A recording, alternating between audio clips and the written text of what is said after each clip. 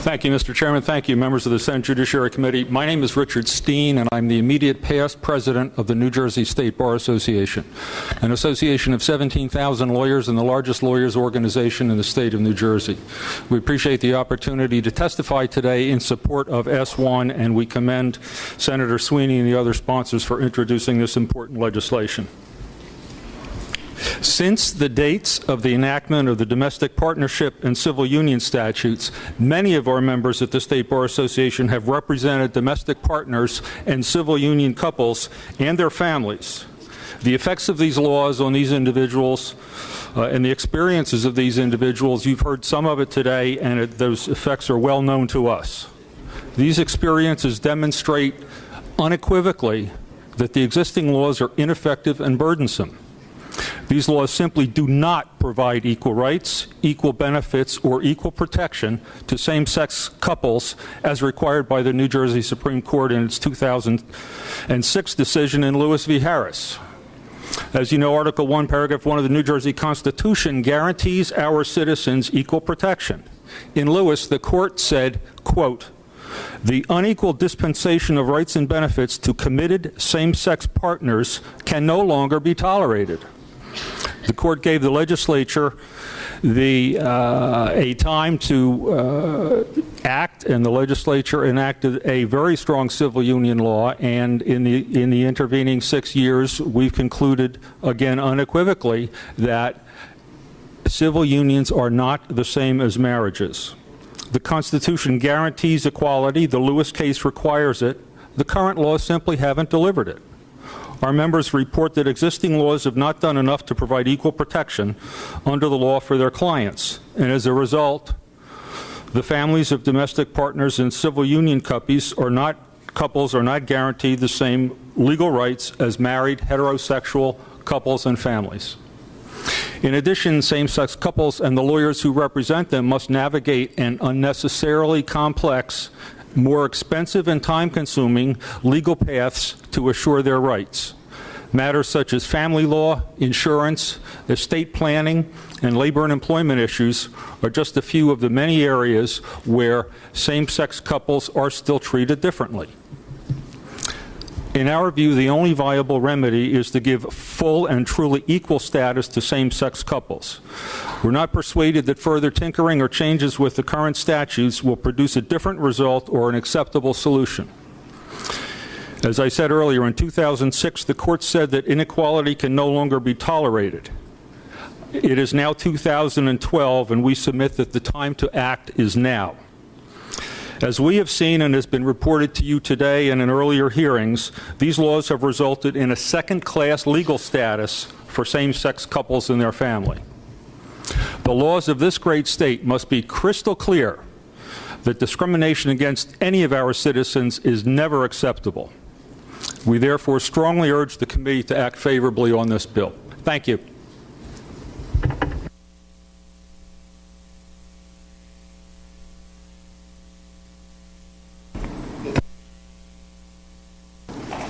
Thanks.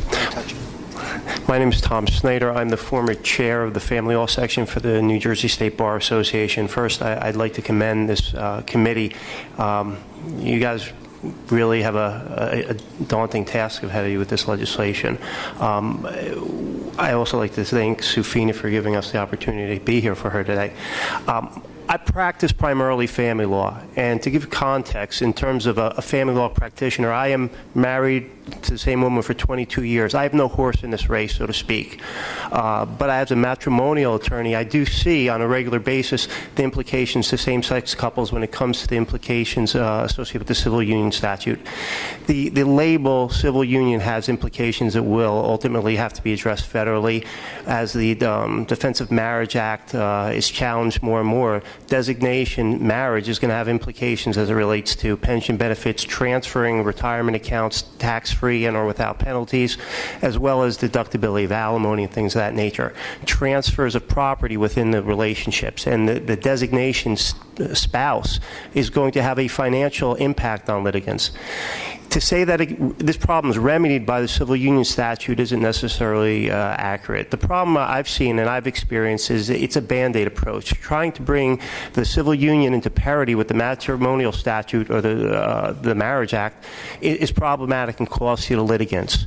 As the civil union statutes change from states to states and are upgraded, litigants now, or people in relationships, have to change their financial situations, however they may come about. Let's give you a perfect example. I have a case where the litigants were in California. They had a civil union there. They then moved to New York and ultimately New Jersey. In the meantime, the original California civil union statute was modified, and notices went out to our partners saying your rights have been changed. Well, you know, how would you feel if you got a letter in the mail from the governor saying your rights as a married couple have changed? It's not fair. You have to make adjustments and things of that nature. To compound the problem, one of the parties now says, well, I never got the notice. I didn't know that the statute was changed. And if I had known 3 years ago that the statute changed, I would have gotten out of the relationship previously. These are the particular quagmires that same-sex couples are facing in dealing with modified civil union statutes, as, again, it's being addressed on a piecemeal basis. And it's just not fair to these litigants who are then incurring additional costs and fees. And what also is problematic is this. Breakdown of relationships are tough enough. Add to it the complexity of litigious litigation. It's not good for the litigants. It's not good for the litigants' children. It's not good for our court systems. It's not good for society. We need to make the statutes easier for everyone that they can enjoy the benefits equally. Thank you. Good afternoon. My name is Thomas Prohl. I'm a trustee of the State Bar as well. I appeared before this body during the last proceedings for the marriage equality legislation. This body heard hours and hours of testimony, and I spoke to that. And after 13 hours of testimony, not one person had come forward to tell you this law is actually working. What I'll tell you today, you're going to hear hours and hours more of testimony. Not one person will be able to come forward and truthfully testify that this law is working. Now is the time to fix it. We, the State Bar, now come forward again to tell you that this law is not working. As a matter of law, it's functionally not operative.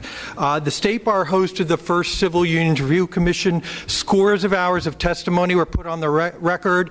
A parade of people came forward with their very sad and personal stories about their personal health crises, and all that fell on deaf ears.